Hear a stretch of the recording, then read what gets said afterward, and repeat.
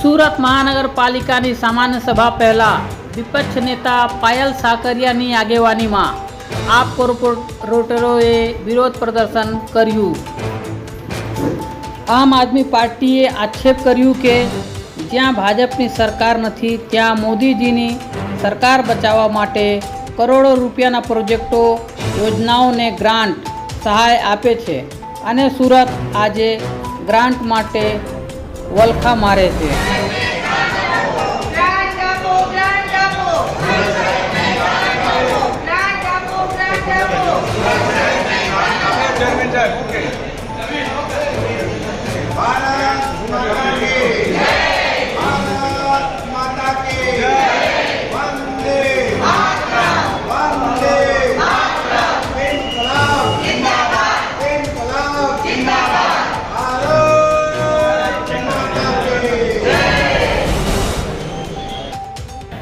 નમસ્કાર, જય હિન્દ, જય ભારત, બધાને મારા જય શ્રી કૃષ્ણ। આજ રોજ સામાન્ય સભા હતી સુરત મહાનગરપાલિકામાં અને તમામ આમ આદમી પાર્ટીના નગરસેવક શ્રીઓ સાથે અમે લોકોએ વિરોધ નોંધાવ્યો। વિરોધ એ બાબતનો નોંધાવ્યો કે ગુજરાત સરકારમાંથી જે સુરત મહાનગરપાલિકાને અલગ અલગ પ્રોજેક્ટો માટે જે ગ્રાન્ટ મળવાની હોય છે ગુજરાત સરકારમાંથી લેખિતમાં આપી દેવાયું સુરત મહાનગરપાલિકાને કે ભાઈ અમે આટલા પ્રોજેક્ટ માટે ગ્રાન્ટ નહીં આપીએ। તો કયા કારણોસર આવો જવાબ રાજ્ય સરકારમાંથી આવ્યો, પહેલો તો એ તપાસનો વિષય છે અને સુરત મ્યુનિસિપલ કમિશનર દ્વારા એવી રીતે કઈ ભૂલ અથવા તો ઉલ્લંઘન નિયમનું કરવામાં આવ્યું કે જેના કારણે રાજ્ય સરકારમાંથી લેખિતમાં આપી દેવાયું કે અમે કોર્પોરેશનને ગ્રાન્ટ નહીં આપીએ। કોર્પોરેશનના જે મહત્વના પ્રોજેક્ટ છે એમાંનો પહેલો પ્રોજેક્ટ જેમાં વહીવટી ભવન બને છે, જેમાં માત્ર સુરત મહાનગરપાલિકાની બિલ્ડિંગ નહીં પરંતુ રાજ્ય સરકારની બિલ્ડિંગ પણ બનવાની છે।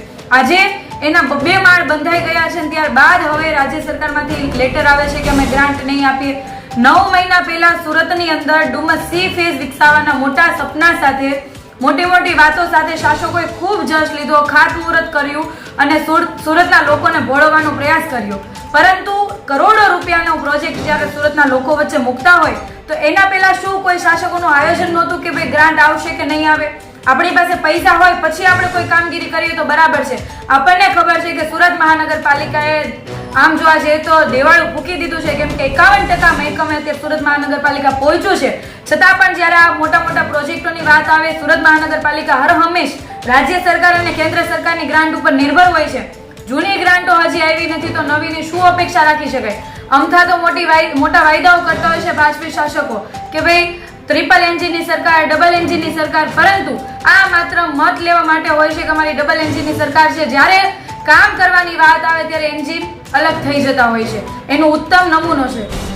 એક બાજુથી એમ કહેવાય છે કે ભાઈ મોસાળમાં માં પીરસનારી હોય તો પછી બાળકને શું ખોટ પડે, સારામાં સારું જમી શકે, પરંતુ અહીંયા તો ઊંધું થયું છે।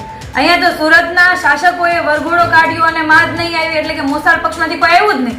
હવે વરઘોડો આગળ લઈ જાઓ નહીં લઈ જાઓ એમાં તો બધા અટવાઈ ગયા છે। એટલે અમારી શાસકોને અને કમિશનરને એટલી વિનંતી ને રજૂઆત છે કે આના પછીના હવે કોઈ પણ પ્રોજેક્ટો લાવો।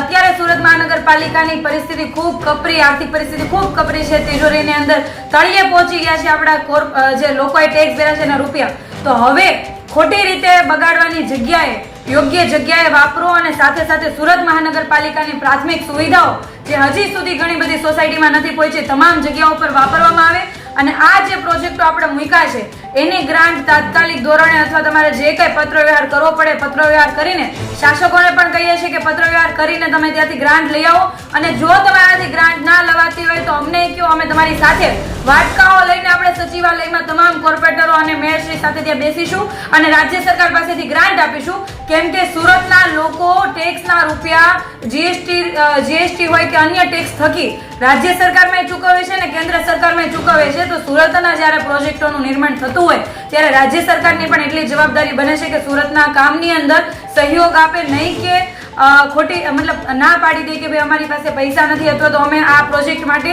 નહીં આપી શકીએ। જય હિન્દ, જય ભારત।